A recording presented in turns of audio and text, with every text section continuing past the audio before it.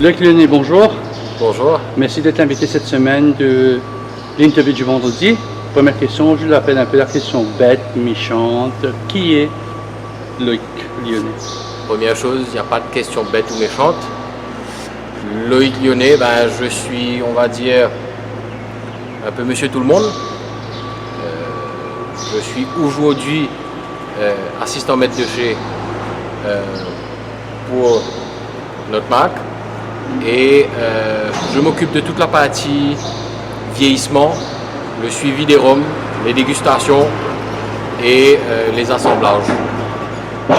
Quand j'ai entendu maître de chez, j'ai l'impression que vous étiez un peu le maître Jedi dans Star Wars, mais à la main, vous n'avez pas le fameux épée du laser, vous avez des fûts.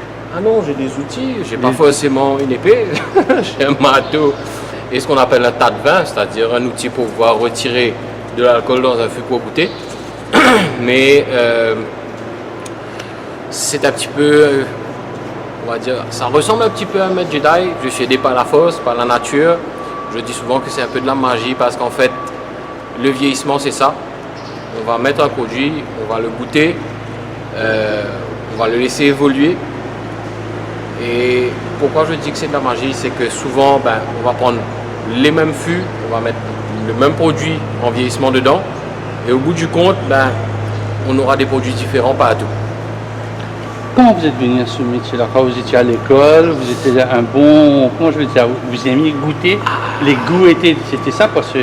J'ai toujours été très gourmand. Depuis tout petit, ma grand-mère était une très très bonne pâtissière, paix à son âme. Et ça a toujours été dans la famille. Par la suite, j'ai fait école hôtelière, j'ai fait de l'hôtellerie et de la restauration, en cuisine, bien sûr. Et à partir de là, pour moi, c'était le choix logique, la cuisine. Sauf que par la suite, j'étais un petit peu, on va dire, pas dégoûté, mais fatigué, plus de vie sociale, etc. J'ai essayé de me reconvertir, j'ai fait pas mal de choses. Et un jour, j'ai eu l'occasion de mettre le nez dans l'alcool, plus que de raison. Et à partir de là, j'ai commencé à zéro. J'ai fait des recherches sur Internet, je me suis informé, j'ai appris, j'ai beaucoup lu, beaucoup de recherches et de lectures. J'ai beaucoup appris avec notre consultant et pas mal, on va dire, d'aide de mes collègues et de mes supérieurs qui m'ont aidé aujourd'hui à être là où je suis avec le bagage de connaissances que j'ai. Qu'est-ce qui vous a attiré dans ce métier-là? Généralement, quand on fait Internet, l'alcool, il faut goûter, il faut avoir le goût. C'est comme un nez en parfumerie. C'est exactement ça. C'est le challenge, c'est les recherches, le développement, c'est le tout qui fait que le job est intéressant. Donc, c'est quoi à la maison, vous goûtez cerises, vous goûtez les feuilles de mangue, c'est tout ça. Beaucoup de choses. Vous sentez beaucoup de choses. On va dire que sentir et goûter, c'est un peu à portée de tout le monde, mais ça se développe en permanence. Ça fait un peu plus de 5 ans aujourd'hui que je fais ce que je fais, mais malheureusement, je ne peux pas dire que je suis un expert dans mon domaine. Je suis bon, mais il y a des gens qui sont très très très loin devant moi. Le goût et l'odorat sont des sens qui se développent en permanence. Ce sont des sens qu'il faut entraîner tout le temps à sentir et goûter de nouvelles choses. Il ne faut vraiment pas avoir peur. Parfois ça ne sent pas très bon, il faut sentir quand même. Ça ne goûte pas forcément très bon, il faut goûter quand même.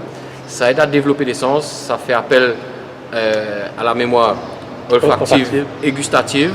Et en fait, c'est des goûts qu'on va accumuler et assimiler et qui reviendront plus tard dans des dégustations, dans des nosings sur des produits. Vous avez une grosse mémoire olfactive, c'est-à-dire que il faut, c'est quoi? Ça s'entraîne, c'est-à-dire aujourd'hui vous sentez de la rosée, demain de la framboise, et dans 2 mois, 3 mois vous ressentez le même truc? Ça s'entraîne, c'est des choses qu'on accumule avec le temps. C'est pour ça que c'est un travail de longue haleine.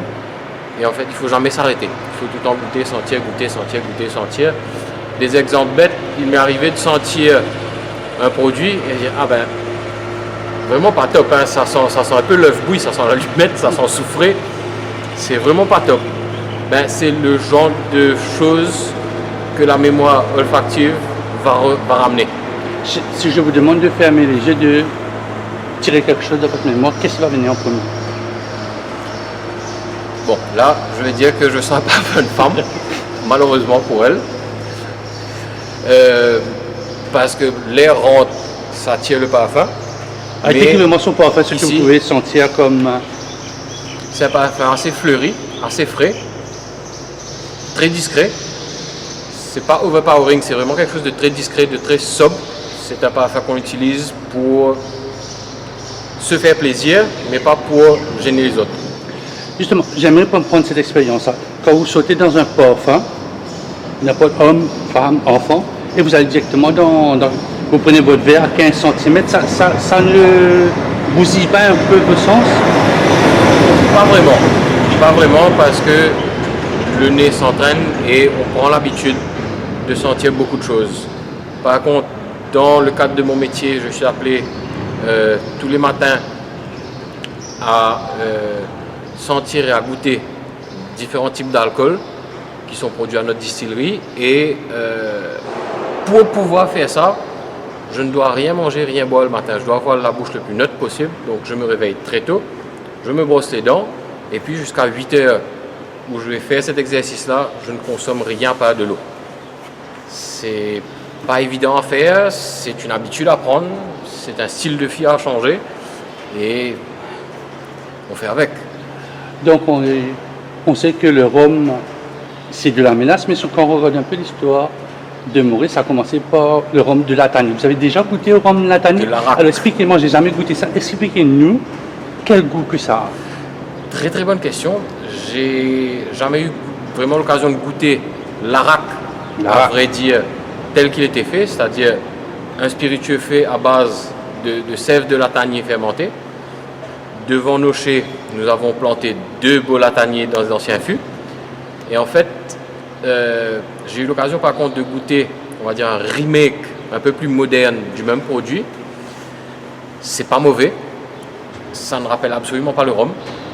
C'est vraiment un alcool à part, comme la tequila, qui est un alcool fait d'une autre plante. Ça a vraiment un goût particulier. Personnellement, pas vraiment fan, je préfère mon rhum. Mais voilà, c'est vraiment un produit très très très très particulier, il faut aimer. Et voilà. C'est quoi un bon rhum? Parce que je connais un peu le bon whisky, vous avez expliqué c'est quoi un bon rhum. Pour vous, c'est quoi un bon rhum? Pour moi, un bon rhum, c'est un choix très personnel. Déjà à un degré un peu plus élevé que ce qu'on trouve sur le marché, c'est-à-dire entre 45 et 50% d'alcool. C'est un rhum qui est très homogène, c'est-à-dire que lorsque je vais goûter, la dilution n'a pas été faite brutalement, donc le rhum est un ensemble. Je n'aurai pas l'alcool, l'eau, les arômes qui se séparent en bouche. Donc c'est un produit qui est travaillé, qui a pris du temps. De plus, j'ai tendance à aimer les rhums vieux. Donc ce serait un rhum qui serait passé en fût pendant, on va dire, au moins 4-5 ans. Quand un rhum est vieux, ça veut dire qu'il a tant d'âge, ça veut dire 4 ans, 5 ans, c'est un bon vieux rhum ou il faut aller au-delà de ça? Ça reste un rhum relativement jeune. Je suis d'avis qu'on n'a pas besoin d'aller très très vieux dans le vieillissement pour avoir de bons produits. Je préfère un rhum qui est un petit peu, on va dire, typé Napoléon. C'est un rhum qui a un peu de punch, qui est vif en bouche, plutôt qu'un rhum trop vieux qui va être très souple, comme on va appeler typé XO. C'est-à-dire? Le type Napoléon, ce sont des types en général rapportés au cognac. Type Napoléon est un rhum assez vif, avec un développement explosif en bouche à la dégustation, mais assez court. Un type XO va être plus sage au départ, mais va rester très longtemps en bouche. Quand vous dites va rester, c'est-à-dire ces saveurs, les papilles, les arômes, etc. vont rester en bouche beaucoup plus longtemps. Est-ce que chaque fût, tout à l'heure vous avez dit lors d'un masterclass ou petite classe, que chaque fût a apporté sa saveur à du rhum. Donc les fûts qu'on voit, si vous mettez le même alcool, produit le même jour à la même heure, donc chaque fût ce sera un alcool un rhum qui sera particulièrement différent à cause Exactement. du bois. En fait, comme j'ai expliqué un petit peu plus tôt, c'est vraiment de la magie. C'est-à-dire qu'on va prendre 10 fûts identiques, on va mettre le même alcool au même moment dans les 10, et après 5 ans, 10 ans, on aura 10 produits assez proches, mais tous différents. Pourquoi ça? Parce que c'est à cause de la sève En fait, feu? l'arbre L'arbre, pour fabriquer le fût n'est pas forcément le même, c'est le même type de bois, mais l'arbre n'est pas le même. Donc déjà, il y aura des petites différences. Les variations de température, dépendant de là où sont les tonneaux. Disons derrière moi, ceux qui sont les plus proches de moi derrière, Ils sont un peu ensoleillés. ils sont un petit peu plus chauds que ceux qui sont tout au bout de la pile derrière. Donc la différence de vieillissement va se faire là aussi. Le développement va être différent, l'extraction va être différente. C'est pour ça que j'aimerais bien dire que c'est de la magie, parce que ce n'est pas des choses que nous contrôlons à 100%. J'aimerais reprendre ce petit bout-là. C'est-à-dire ce fût qui est derrière vous là, si vous le goûtez, et vous prenez celui qui est au plus au fond là-bas, quelle sera peut-être la différence selon votre expérience? Celui de devant sera, on va dire, un petit peu plus évolué. Il sera un peu plus souple parce qu'il a fait plus chaud devant. Celui de derrière sera peut-être un petit peu plus, pas forcément piquant, mais un peu plus vif en bouche. Ayant été plus au frais, l'extraction est moins forte, donc aromatiquement, ils sont un petit peu différents. On pourrait penser que celui de devant sera un petit peu plus vieux que celui de derrière, même si c'est la même année. Même si c'est même année. Est-ce que, disons, si vous avez vieilli un rhum 5 ans et peut-être vous le mettez au repos pendant combien d'années? Ça, c'est la première question. Après, vous mettez encore de l'alcool, vous l'utilisez ce fût-là encore pour 3 ans. Est-ce que le goût sera pareil que le premier, ou bien ça va être un peu plus léger? Jamais pareil, parce qu'en fait, je vais prendre un fût neuf, je vais mettre de l'alcool en vieillissement. Après 3, 4 ans, en général 3 ans, on va considérer que le fût a extrait la plus grosse partie décomposée. Donc, la première sortie que je vais faire du fût après 3-4 ans va être très aromatique, très coloré. Je vais vider le fût, je vais le re-remplir avec de l'alcool, je vais remettre en vieillissement pour encore 3-4 ans. Et là, quand je vais faire la sortie, déjà le rhum sera beaucoup plus clair. Mais de plus, la partie aromatique va être beaucoup plus subtile, beaucoup plus légère. Est-ce que dans les fûts, parfois vous avez des fûts que vous avez achetés mais qui ont brassé d'autres boissons, disons quelque chose comme le bourbon, le cognac, quand vous mettez de l'alcool dedans, c'est autre chose encore qui sort? En effet, chez nous, nous utilisons 3 types de fûts principaux pour le vieillissement. Nous utilisons du fût de chêne limousin neuf, nous utilisons d'anciens fûts de cognac. Le troisième type de fût utilisé pour le vieillissement, c'est nos anciens fûts de rhum qui ont été vidés, que nous remplissons. Et chaque fût apporte quelque chose de particulier. Le fût neuf va extraire énormément, beaucoup de couleurs, beaucoup de tanins, beaucoup d'arômes. Les autres fûts, qui sont des fûts vieux, déjà utilisés auparavant, vont donner beaucoup plus de souplesse, beaucoup plus clair en termes de couleur et aussi beaucoup moins aromatique. Le fût vieux a tendance à apporter beaucoup de rondeur et de souplesse, alors que le fût neuf apporte quand même beaucoup plus de tanins, beaucoup plus de vivacité et d'arôme. Et si vous vous servez d'un fût qui a, je sais pas moi, qui a vieilli, du bourbon ou du cognac ou quelque chose comme ça? Nous avons ici quelques fûts qui ont vieilli d'autres spiritueux avant, ou des vins. Nous avons des fûts de Porto, des fûts de Moscatel, cognac. Ouais. C'est les 3 principaux. Et chaque fût va apporter un peu de la typicité du produit qu'il a contenu avant. Donc ce sont un peu des rhums édition spéciale, c'est un peu de ça? On va dire que le cognac rentre dans l'assemblage général de nos rhums. C'est vraiment spécifique à nos rhums. Mais pour les Porto, c'est plus ce qu'on va appeler des finishes. C'est des rhums déjà vieillis qu'on passe dans des fûts de Porto ou de Moscatel. Et là, vraiment, on récupère ce côté sucré, doux, un petit peu liquoreux de ces produits-là. Le rhum, c'est dans le langage Maurice. Il y a même un cigare. Rhum là, pas bon, mais des bois même.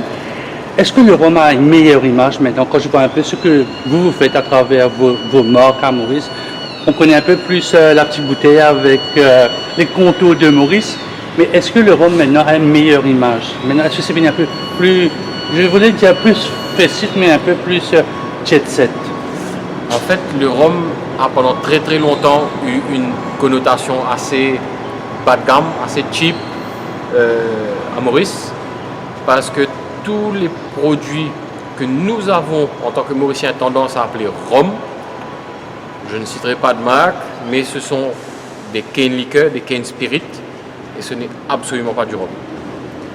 Un rhum est considéré rhum entre 37, 37,5 et je crois que ça jusqu'à 94 ou 95. À ce degré-là, c'est même pas buvable, mais on va dire que entre 40 et 55, on est dans des produits assez sympathiques, assez intéressants. Ce qu'on appelle rhum à Maurice, ce sont des alcools relativement plats, relativement neutres, qui n'ont absolument aucune pâte aromatique. C'est alcooleux, ça ressemble à de la vodka. Les véritables rhums que Maurice produit, on va dire depuis 2003-2004, on est sur un produit déjà beaucoup plus haut de gamme, beaucoup plus classe, beaucoup plus intéressant, avec une pâte aromatique très spécifique à notre terroir mauricien. Et là où c'est le plus intéressant, c'est que depuis, on va dire, quelques années, les différents producteurs de rhum mauricien se battent pour faire remonter la qualité du rhum sur le marché local, mais aussi sur le marché international. Et c'est vrai qu'aujourd'hui, effectivement, le rhum commence à prendre un peu d'ampleur, même si on est un peu en retard par rapport au marché international, où le rhum a quand même une grosse part de marché. À Maurice, le domaine hôtelier, la restauration, les supermarchés jouent le jeu et les clients suivent. On a des ventes qui grimpent en flèche, ce qui est signe que les gens commencent à comprendre le rhum, commencent à apprécier le rhum. Maurice ayant été longtemps anglophone, anglaise, signe de qualité, de richesse, c'est le whisky. On a ça dans nos gènes. Le whisky est une boisson intéressante, le whisky est une boisson pour les gens qui ont de l'argent. Le rhum avait une mauvaise connotation, c'était pour les gens qui n'ont pas grand-chose. Comment vous faites pour vraiment réussir ça, faire ça, monter un peu dans les hautes strates de la société? Ça a été très compliqué. Ça a été très compliqué. Il faut avoir un produit qualitatif. Il faut passer du temps, expliquer aux gens, faire déguster, faire connaître. Et aujourd'hui, je pense que les rhummiers mauriciens sont arrivés à un stade où ils se sont établis sur le marché. Les gens connaissent les différentes marques de rhum mauricien, les marques qualitatives, du vrai rhum, que ce soit du rhum pur jus, que ce soit des rhums à base de mélasse. Nous avons à Maurice quand même de très bons produits. Est-ce que le rhum mauricien, on peut l'identifier? Vous me dites, ça c'est du rhum mauricien, ça sort des Caraïbes, ça sort des Antilles. Est-ce qu'il y a une saveur, il y a un goût spécifique à ça? C'est pas un goût spécifique, on va dire. Il y a des typicités qui sont assez spécifiques à on va dire des zones géographiques. Pour Maurice, on a des rhums très frais, très on a tendance à dire un peu chlorophylle mentholé, vraiment quelque chose de très frais. Sur le blanc et sur les vieux, pareil, c'est un côté qui reste un petit peu présent. Pour les rhums, on va dire un peu Amérique du Sud, etc., ce sont des rhums beaucoup plus sucrés, beaucoup plus doux. Chaque rhum a vraiment des particularités qui vont indiquer à peu près quelle zone géographique ou pour quel type de marché ces rhums-là sont préparés. Quel est votre rhum préféré? Mon rhum préféré? Ah mon Dieu, je suis un petit peu peux partager. Allez. Tu peux partager. J'aime les rhums vieux, mais je préfère en général aller sur on va dire, un rhum simple, un rhum blanc, très frais, pas de glace, une tranche de citron. Donc classique moi, quoi, vous êtes un très Je sors un petit peu du classicisme, on va même pas dire on the rock, c'est sec, Dry, mais c'est très classé, avec une tranche de citron. Pour moi, c'est ma façon de boire du rhum. Est-ce que le rhum s'allie avec la nourriture? Le Parce qu'on rhum, connaît un peu le baba au rhum. Le seul truc au rhum qui vient en premier à la tête, c'est le baba au rhum. c'est la première chose qui vient à Oui, l'esprit, oui. mais le rhum peut être mis dans des crêpes. On conseille de mettre du rhum ambré dans des crêpes, c'est très bon. Dans certaines marinades, on conseille de mettre du rhum. Pour flamber des bananes ou des ananas, Banane il faut flambée. du rhum. Donc le rhum s'allie très bien dans les desserts principalement, mais de plus en plus on s'amuse à faire des food pairing avec le rhum, où on va proposer des aliments spécifiques avec tel ou tel type de rhum, parce qu'on trouve que ça se marie très bien et le rhum ou le produit va amplifier les saveurs de notre produit. Rhum Gajak, ça va? À la mauricienne, ça va? Gajak, c'est Paul. Vous êtes friand de ça, un petit, ça veut dire votre rhum avec votre petite tranche de citron bien glacée? Je goûte énormément dans le cadre de mon travail, donc j'ai tendance à consommer beaucoup moins chez moi. Mais oui, effectivement, j'aime bien de temps en temps m'asseoir au bord de ma piscine avec mon verre de rhum, relax, peinard, tilbier au volipier. Quel est le meilleur Gajak à un bon rhum? C'est-à-dire une tranche de jambon, ou c'est de la viande, ou poulet grillé, ou bien, comment je veux dire, cacapigeon, pistache? Est-ce que tout se marie, ça? C'est au goût de la personne? Le rhum, je dis que c'est au goût de la personne, mais le rhum a une particularité de ce côté-là. C'est pas comme le cognac ou le whisky où il y a tout un tralala à côté, il faut boire comme ça, il faut mettre une goutte d'eau. Non. Le rhum est beaucoup plus festif et beaucoup plus simple.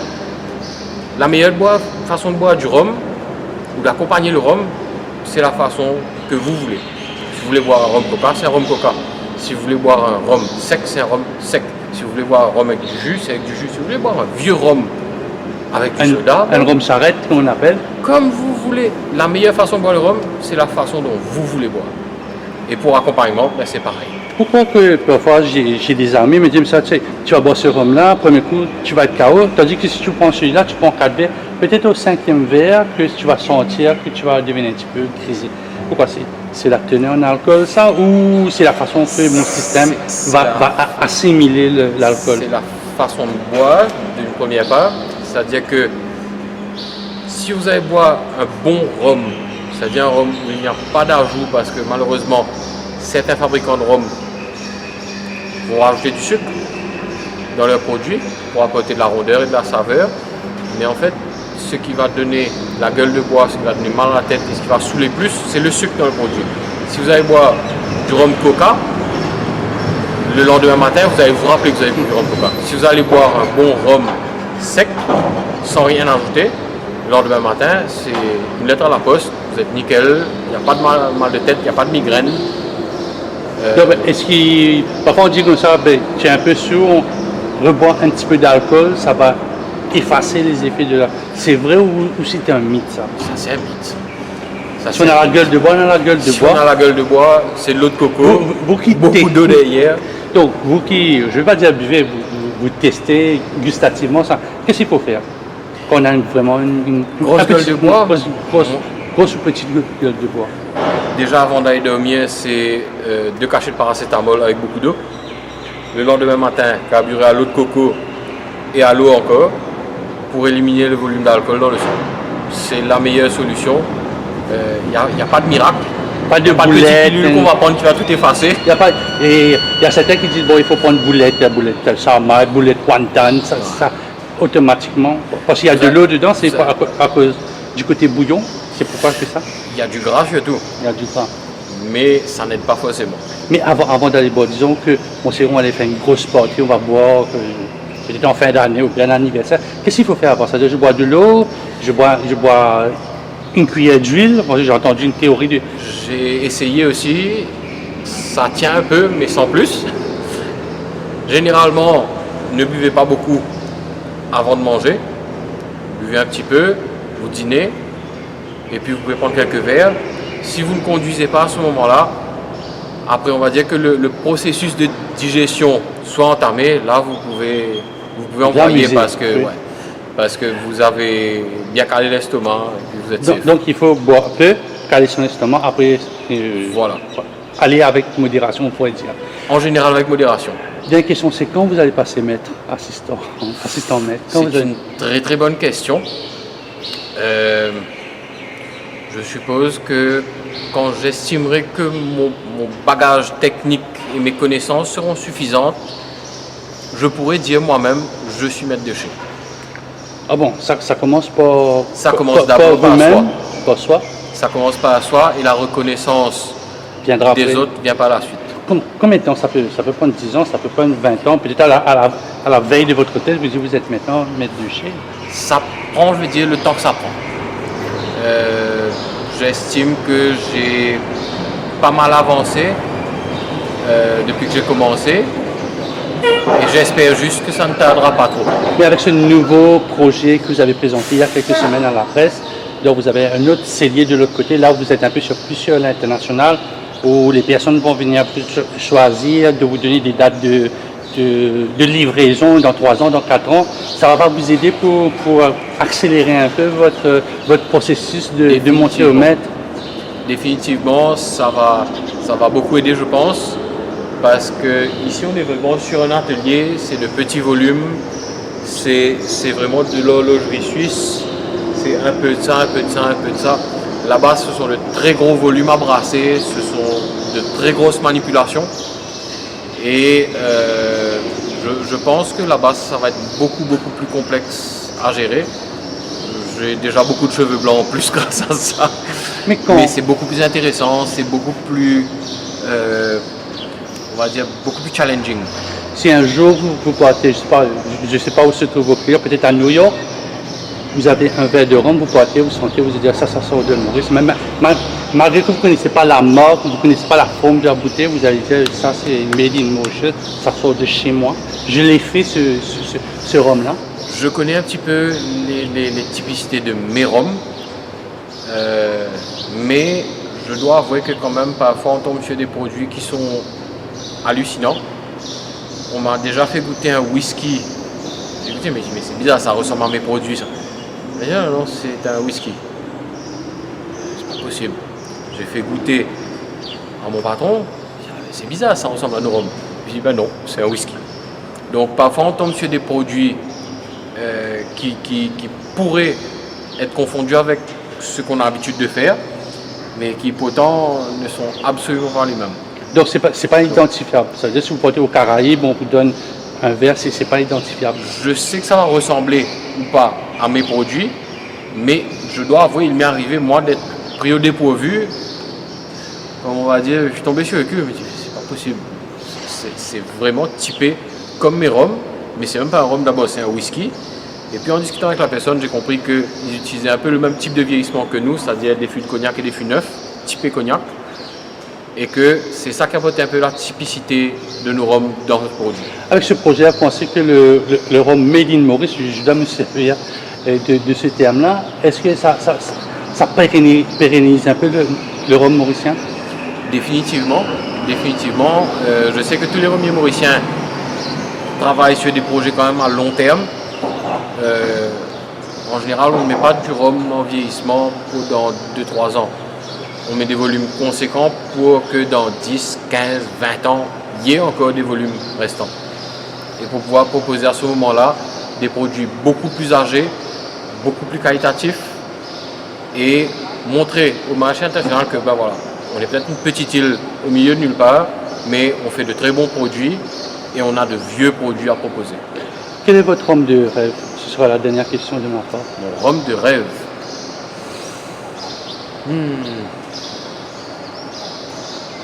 Très compliqué. Question à laquelle je n'ai jamais même réfléchi. d'après moi, je ne dois pas vraiment avoir rencontré, goûté de rhum qui vraiment me donne envie de faire des folies pour. J'aime tous les rhums, j'adore tous les rhums, j'apprécie, mais je ne suis pas encore arrivé au stade où j'ai goûté suffisamment de rhum, je pense, pour pouvoir dire que j'ai un rhum de rêve. C'est pas le rhum, le Clonis signé peut-être, quelque chose comme Non. ça. Trop prétentieux pour moi. Trop Pour prétentieux. ce stage. Je suis quelqu'un de très simple dans la généralité. J'apprécie ce que j'ai autour de moi. J'apprécie le rhum de mes concurrents. J'apprécie des rhums de partout. Mais non. Peut-être que ça viendra un jour. Ça viendra peut-être un jour.